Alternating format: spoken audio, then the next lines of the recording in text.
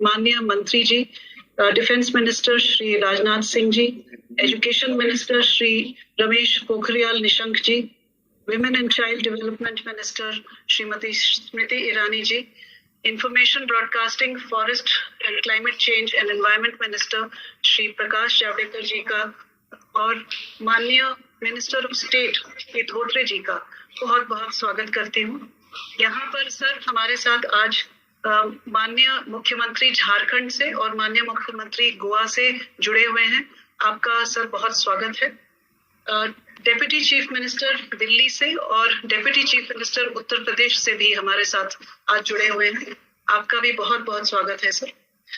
विभिन्न राज्यों से जुड़े हुए हैं हमारे शिक्षा मंत्रीगण और लेफ्टिनेंट गवर्नर्स भी हैं, यूटीज के एडवाइजर्स, एडमिनिस्ट्रेटर्स हैं, राज्यों के शिक्षा सचिव हैं और बोर्ड ऑफ असेसमेंट्स जो सेकेंडरी बोर्ड ऑफ एग्जामिनेशंस हैं उनके चेयरपर्सन्स हैं, वो भी जुड़े हुए हैं। आप सबका मैं बहुत स्वागत करती हूँ। ये कंसल्टेशन प्रोसेस जो है ये एग्जाम्स के बारे में है और खास करके बोर्ड एग्जाम्स 12th स्टैंडर्ड, क्योंकि ये जो महामारी है इसने सारे राज्यों को इम्पैक्ट किया है, सेंटर को भी इम्पैक्ट किया है in terms of board exams and also जो एंट्रेंस एग्जाम्स होते हैं कॉलेज लेवल्स के, क्योंकि ये दोनों कनेक्टेड हैं, इसलिए ये कंसल्टेशन प्रोसेस के लिए आप सब यहाँ आए हैं। इसके लिए आपके हम बहुत आभारी हैं। इस कंसल्टेशन प्रोसेस को आगे बढ़ाने के लिए सबसे पहले मैं रिक्वेस्ट करूंगी हमारे साथ उपस्थित आदरणीय रक्षा मंत्री राजनाथ सिंह जी, आदरणीय शिक्षा मंत्री रमेश सिंह पोखरियाल जी, आदरणीय मंत्री महिला बाल विकास स्मृति ईरानी जी, माननीय सूचना एवं प्रशासन मंत्री श्री प्रकाश जावड़ेकर जी, हमारे संस्थाओं के शिक्षण संस्थानों के सभी वरीय पदाधिकारीगण, आप सभी लोगों का मैं अपनी ओर से हार्दिक स्वागत करता हूं, अभिनंदन करता हूं।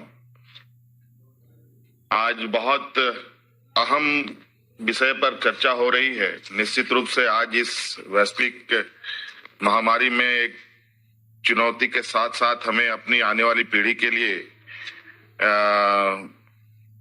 भी चिंता करने की बहुत आवश्यक है। और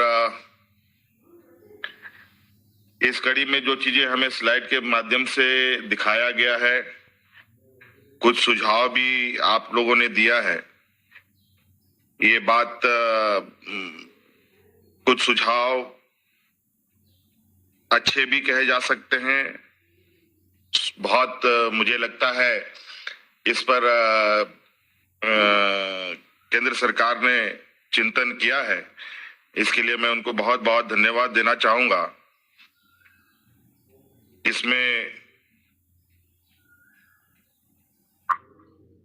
कई तरीके के सुझावों में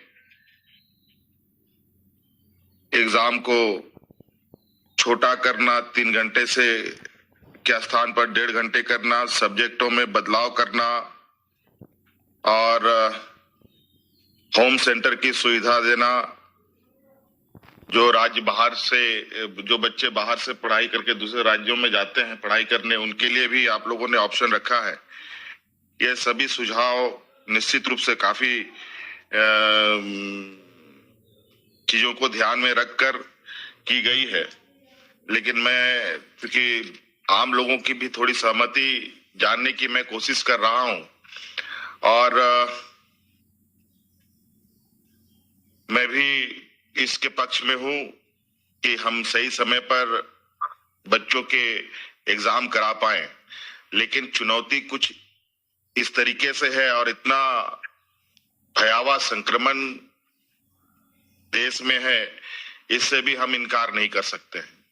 फर्स्ट वेव की बात थोड़ी अलग थी, लेकिन ये दूसरी वेव की जो बातें हैं ये थोड़ा बिल्कुल बहुत ही चिंता का विषय बना हुआ है।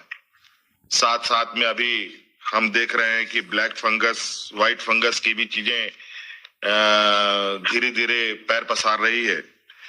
अभी तो शहरों के इर्द गिर्द हम लोग कोरोना संक्रमण को देख रहे थे, जहां अफरा तफरी काफी मची हुई है आज के दिन में भी कई राज्यों में, और अब ये धीरे धीरे गांव की ओर भी पैर पसार रहा है।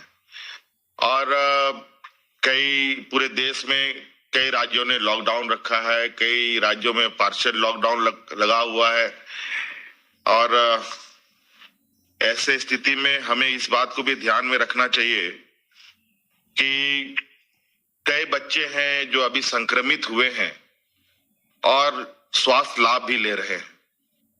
मैं कुछ सुझाव देना चाहूंगा, जो सर्वसम्मति से बातें उभर के आएंगे उस पर हम लोग आगे विचार करेंगे। और इसमें कई लोग, कई बच्चे, पूरा परिवार एक मानसिक तनाव से भी गुजर रहा है। और इस बीच हमें यह भी ध्यान रखना होगा कि कई बच्चे ऐसे हैं जहां हम ऑनलाइन एग्जाम की भी बात करते हैं, इसमें कई घरों में कई पेरेंट्स बच्चों के गुजर गए हैं। उनकी मनस्थिति को भी हमें इस बात को ध्यान में रखना होगा कि ऐसी स्थिति में हम क्या कर सकते हैं। और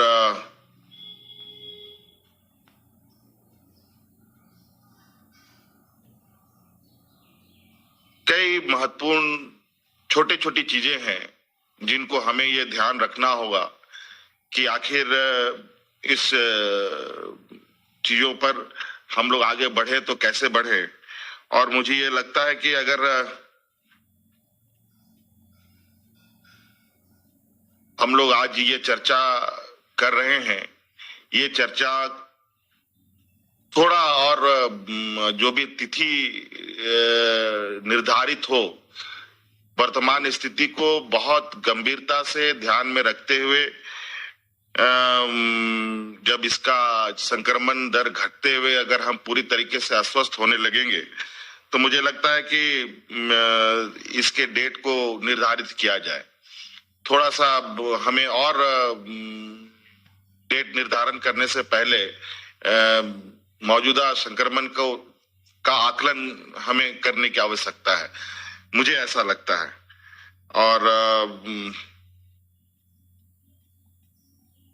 अभी चूंकि कई सुझाव हो सकता है कि हम लोग लिखित रूप में भी आपको हम लोग उपलब्ध कराएंगे, जो हम अभी राज्य के अंतर्गत विभिन्न संस्थाओं से, स्कूल संस्थाओं से, पेरेंट्स से, बच्चों से बातें आ रही हैं उभर के, उनकी भी भावनाओं को आपके साथ शेयर करने की कोशिश करूंगा। और मैं अभी के समय में यही कह सकता हूं कि आप लोगों ने बहुत अच्छी मेहनत की है और आप लोगों की प्रयास है कि चूंकि सीबीएसई एग्जाम होना और उसके बाद आगे का जो एक कंटिन्यूसी इसका चेन है वो हमारे राज्य की स्टेट बोर्ड से भी जुड़ा हुआ है। हम स्टेट बोर्ड में भी हमें एग्जाम्स कराने हैं, तो ये सारी चीजें आप लोगों के चीजों को कैसे हम लोग मैच करा पाए, ये हमारी भी चिंताएं हैं। तो इनमें कुछ चीजें हैं जो आज बच्चों की मनस्थिति है उसको ध्यान में रखा जाए, उनके परिवार की स्थिति का क्या वर्तमान स्थिति है, कई बच्चों के माँ बाप गुजर गए, उनका क्या मेंटल स्टेटस है, और इन सब छोटी छोटी चीजों को हमें थोड़ा ध्यान रखने की आवश्यकता है। और मेरा यही कहना होगा कि थोड़ा हम लोग डेट डिक्लेयर करें तो उससे पहले हमें एक और विचार विमर्श करते हुए आगे बढ़ना चाहिए, मेरा यही कहना है। बहुत बहुत धन्यवाद आप सबकी उपस्थिति का। धन्यवाद हेमंत जी। सर मैं समझता हूँ हम लोग आपका ये स्वागत करेंगे यदि आपके द्वारा रिटर्न सजेशन यदि प्राप्त होता है, लेकिन यही आप सभी से अनुरोध करना चाहूंगा कि जो भी रिटर्न सजेशन मिले वह 2 दिन के अंदर हम लोगों को प्राप्त हो जाए। तो मैं समझता हूं कि अन्य लोगों से जो विचार विमर्श करना होगा वह विचार विमर्श करने में हमको सुविधा होगी। 2 दिन में आप सजेशन भेज सकेंगे तो अच्छा होगा। बिल्कुल बिल्कुल बिल्कुल सर, मैं पहले ही देने की कोशिश करूंगा सर। धन्यवाद सर।